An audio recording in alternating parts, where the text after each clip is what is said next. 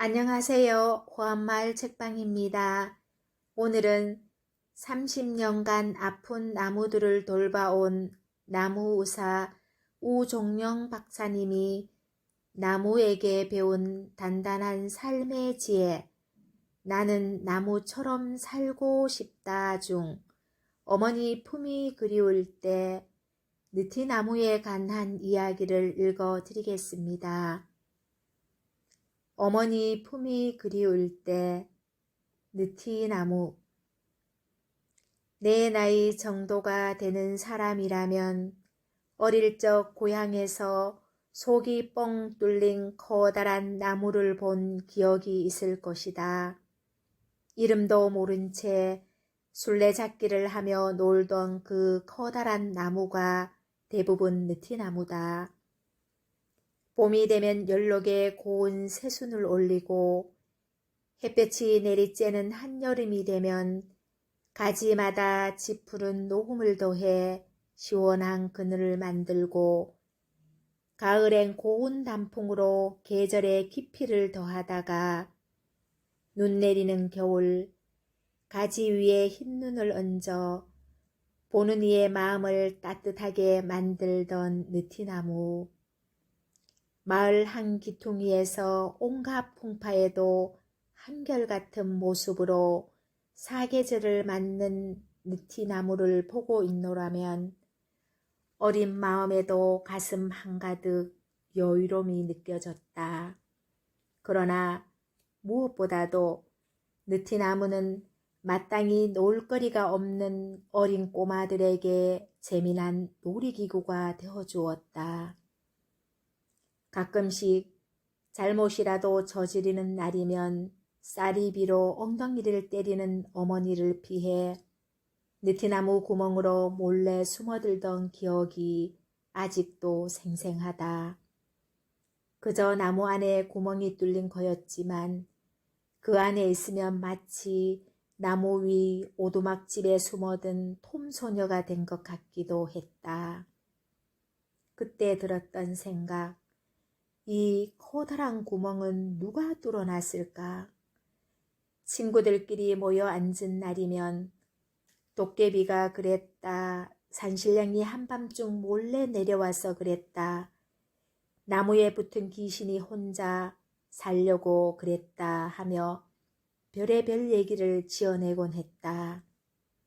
나중에 자라서야 알게 된 사실이지만 워낙에 느티나무는 속이 잘 썩는 나무다. 가지가 부러지거나 하늘소 같은 벌레가 들어가 작은 구멍이 생기면 걷잡을 수 없이 썩기 시작해 결국엔 속이 텅 비어버린다. 그래도 신기한 것은 전혀 끄떡도 않고 그 육중한 무게를 뱉어낸다는 점이다.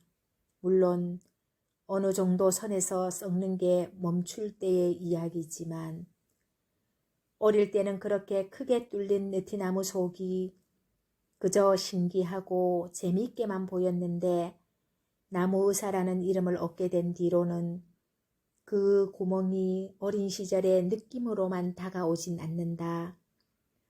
썩을 대로 썩어 절이 될 때까지 얼마나 힘들었을까? 그 고통을 어떻게 말없이 감내했을까를 먼저 생각하게 된다. 그리고 속 뚫린 느티나무를 볼 때마다 인고의 세월, 그 기나긴 애달픔 속에서 나는 이 시대의 어머니들을 떠올리게 된다. 자식에게 모든 것을 내어주고도 더 내어줄 게 없나 찾는 우리들의 어머니 말이다. 언젠가 장영희 교수의 별세 소식을 들었을 때도 그랬다.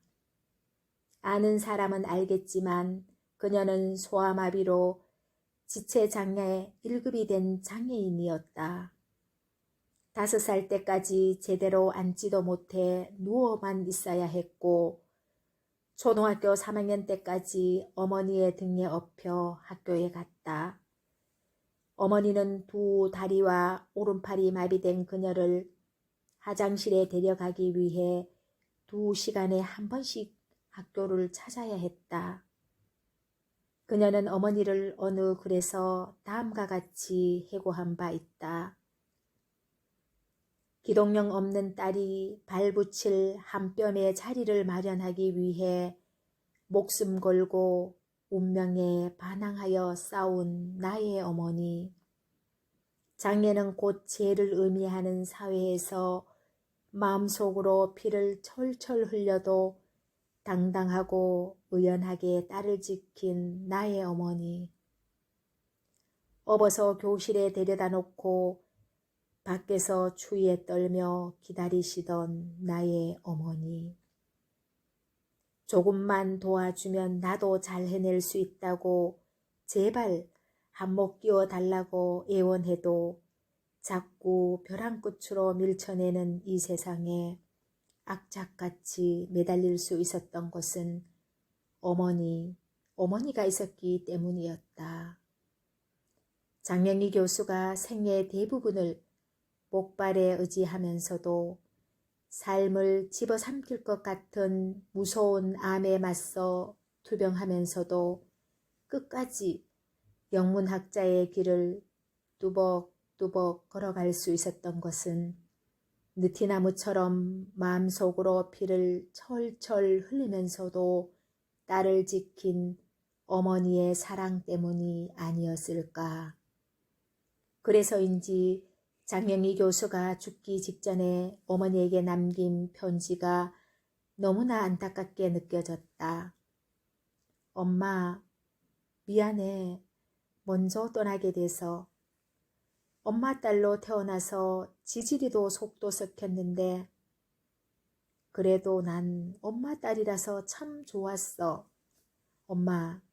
엄마는 이 아름다운 세상 더 보고 오래오래 더 기다리면서 나중에 다시 만나.